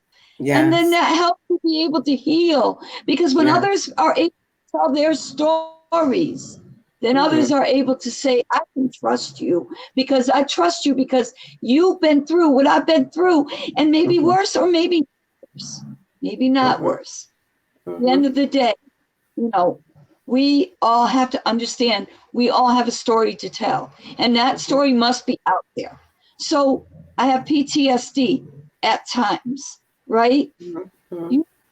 With the mind is every person in Jesus always has to deal with the mind. If you don't change your mind, you cannot change your thoughts. And if your thoughts are not changed, you're going to go right back to who you used to be and who you were. I'm not who I used to be. And I'm proud of myself for that. Yes. And also, all the years think about it. Okay, you've been domestic violence, you've been hit over and over and over. Well, human trafficking, they've been hit, they've been raped over and over and over, not by one guy, but by hundreds, thousands, depending on how long. They're saying that you could get 20 guys in one day. That's horrible. I can't even imagine getting raped or sexually assaulted. I only got sexually assaulted by 2 guys, right? I can't imagine being raped 20 times in a day. So is there restoration? Yes, there's, of course. You know, with God, all things are possible in my heart. You know, that's the only thing that's changed my life is God. I don't think that there's more evidence of, like, Teen Challenge, for instance. They're, you know, when people go into Teen Challenge, they go out cured and healed. Why? Because of the washing of the Word of God. Because that's going to change everything. That's just me. That's just my thoughts. Is good places out there that may not be. There is. I mean, there's people out in all different areas, but you always bring in religion. Why do they do that? Whether it's Buddhism, whether it's Christianity. I haven't really heard much of, you know, Muslim, but, you know, but it all has to do with God and the God in you. And then let's go one more thing. All the times you were called stupid, all the times you were called dumb, every time that it's your fault. This is on you. You did this.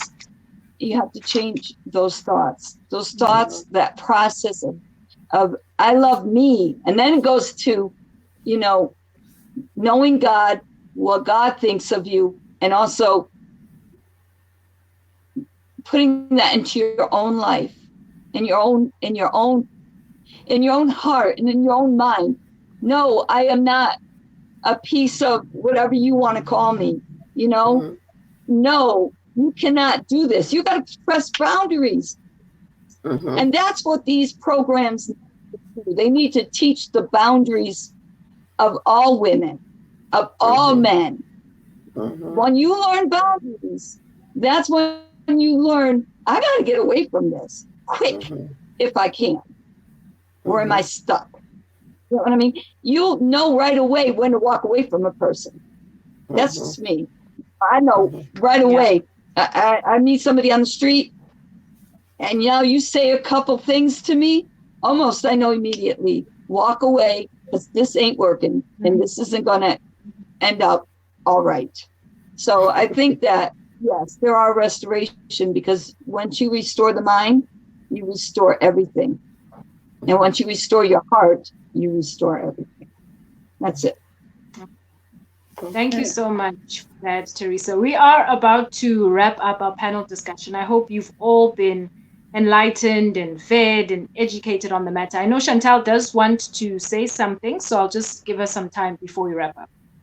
I just wanted to add one thing that we've been speaking more about adult restoration. I think the context of how we've been talking, but just with children, I don't know how it is in the States and other countries, but here I know that the safe house for children that have been trafficked are no different than the safe houses where other kids in need of care and protection have been taken, which in my opinion, it's my opinion, is a problem. Like Teresa mentioned that that although there are similarities, there's also differences between gender-based violence and trafficking. And likewise, where children are abused, there are differences between a child who's abused in some ways, other ways than trafficking.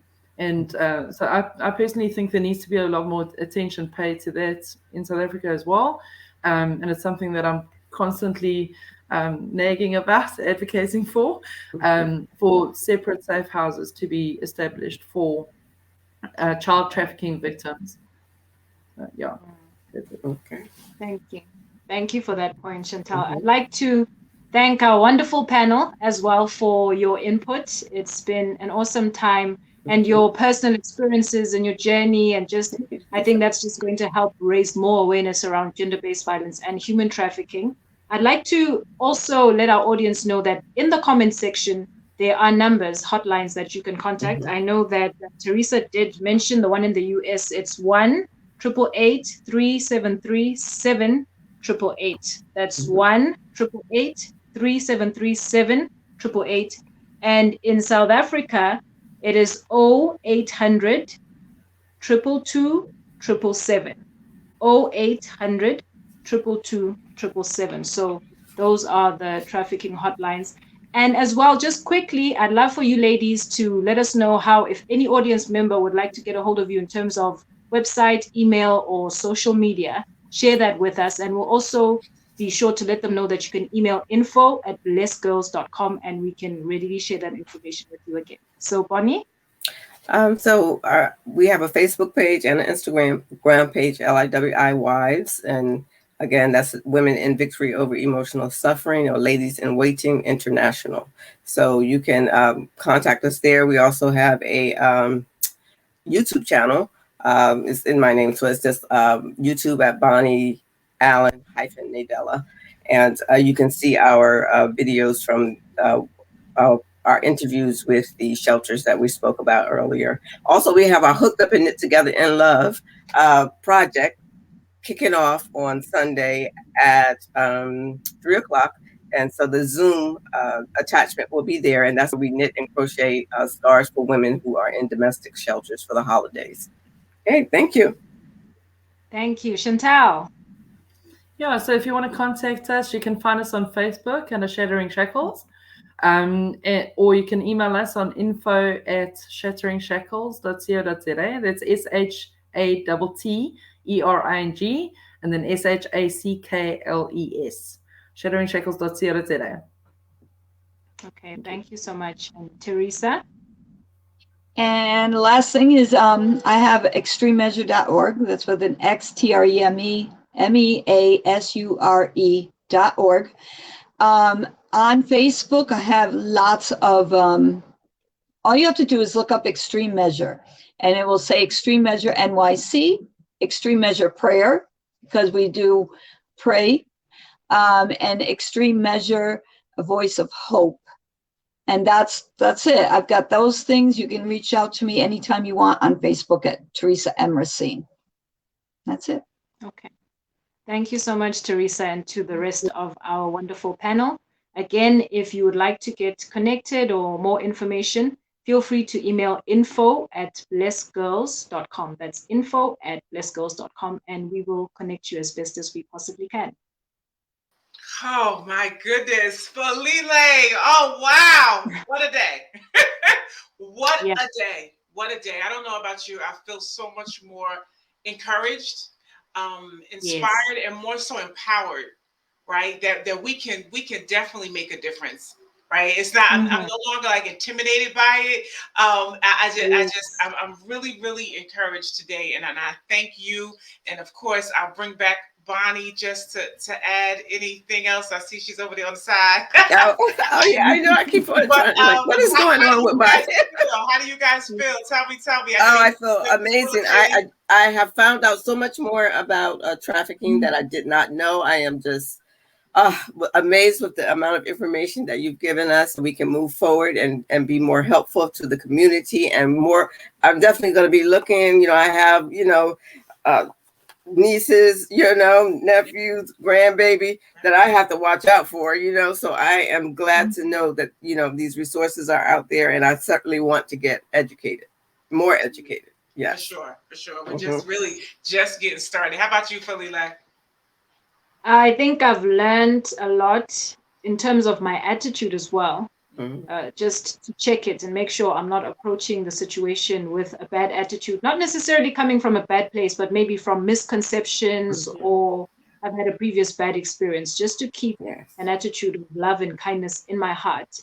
And then I learned to stay safe while helping. It's a good thing to help, but also be mindful that there are dynamics at play. There is control that's at work. So make sure that you stay safe and educate and inform yourself of the education and of the organizations in your area that are tackling the issue. And training, I think, is important, like Bonnie mentioned, because training allows us to do the work as excellent as possible. But also, even when you're not there, maybe you've moved on to something else, it can continue. I think it's time that we stop doing things that start and end with us. It should be something that can, you give birth to something that can continue even when you're not there. For sure. Yeah, absolutely. Listen, I am so grateful for each of you for always being, what can I say? Like advocates, being the voice and always coming and delivering in excellence. So your support of Blessed Girls of today's event, I am truly grateful. So I thank you for your time, for your expertise, your anointing, your vision. Y'all got all that. So for that, I am grateful for sure. Let me see. I know you guys see the comments. Tremendous conference, just awesome content. You guys can scroll back through and make sure you see that, and we will definitely take the feedback from the audience. But again, guys, your responsibility today is to take action, right? Yes. It's to take action from this. We don't want you just to hear all this, get all this, and like, oh wow. No, we want you to take action as we move forward. So I thank you for that for sure. So guys, listen, thank you for tuning in to Blessed Girls TV. If it's on YouTube, if it's on Facebook, there'll be more to come. You know what? I heard one thing that I want to say Chantel spoke of, and she chimed in from South Africa. She said, listen, it's about disruption, right? Being disruptive, right, to the norm. And I feel like today was that we caused the rumble. We disrupted what the enemy has like against us as a people, as a unit, right, around the world, that we are adding some disrupting to the norm of what's going on in regards to gender-based violence and human trafficking, and understanding what we all can do to protect, right, our people, our youth, right, our women. The most, you know what, I think I said this in the beginning, that the most vulnerable, right, are the ones that are the least protected. The most vulnerable, those that are impacted the most, are the ones that are the least protected. And I know, and I'm sure all of the panelists, those that are here today, that we're here to change that. We are here to disrupt that. And those that are the most vulnerable, right, the women and children and the youth, right, that we want to be, those are the ones we should be protecting the most.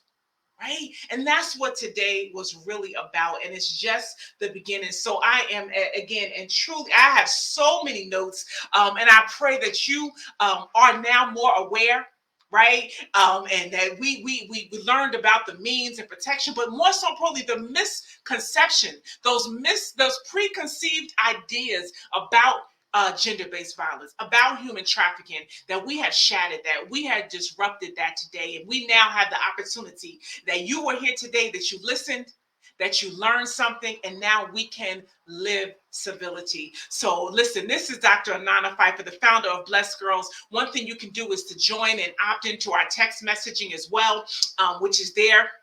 To learn more about the activities, what we have coming next is we're just getting started. We're certainly going to do more. We're kicking off our knitting together in love. We are doing that where we partner with wives and we do the knitting and for help to get the scarves for women in domestic violence. And of course, the first quarter, we're going to be doing some exciting things. So stay connected. Again, community, right? The 4 C's: civility, community, creativity, and climate change. And we will continue to have programming and workshops that can do that. So make sure you text the word Blessed Girls, right? And it's, if you're outside, it's +1 201-581-8989. So you can be connected as we move forward. So I just want to leave you with a quote. One of our 4 C's, our book, right, is that when we talk about civility and we talk about community, listen, everyone can embrace civility. And I call it your vitamin C's. It's going to take courage. And I'll say today that everyone, we can embrace and we can take action in regards to gender-based violence and human trafficking. By doing what?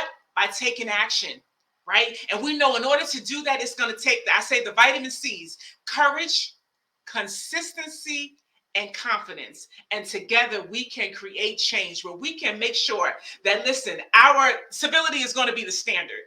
Loving and caring, supporting one another, staying connected, that's going to be the standard. And that's going to have to be in order to create the change that we want to see. So my name is Dr. Anana I. I'm the founder of Blessed Girls. And listen, I tell you all the time, what we got to do is continue to be bold, to be you, and to be blessed. Have a great day.